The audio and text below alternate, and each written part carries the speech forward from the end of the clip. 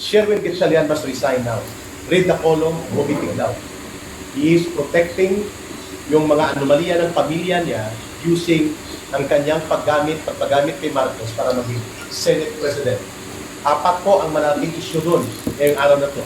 34 billion na kontrata niya sa gobyerno, pilit nilang palulusutin sa reclamation waterfront project sa Manila Bay.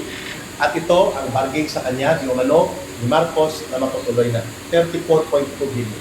Number 2, niloko nila ang gobyerno by selling to the government Express Savings Bank Incorporated sa Laguna, losing at bankrupt na bangko pinili ng LOA, ng Local Water Utilities Administration. Ang lugi ng gobyerno ngayon 1 billion. 3, ngayon ko lang nalaman, may utang sila sa SSS. Kasama kayo dyan. Pawis at dugo ito na hindi nila binayaran, nag-default sila.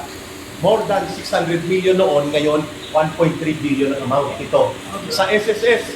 At ngayon, dinidribble nila sa korte by filing cases para hindi mapagdesisyonan.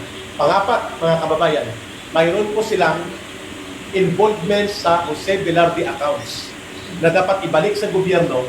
Ang amount should be 580 million 20 years ago, ngayon ay 1.2 billion. Lahat ng ito ay mga pagkahin na bitbit ni Sherwin Gatchalian. Kaya ang sinasabi ni Congressman Jing Paras, ang Senado compromised. Walang silbi at para yan may rectify, palayasin dapat yan, hindi lamang ang Tulfo Brothers na mga Air Force. Bakit Air Force ang Tulfo Brothers? Kasi 99% air, 1% force. Pero meron pang dalawa na Air Force.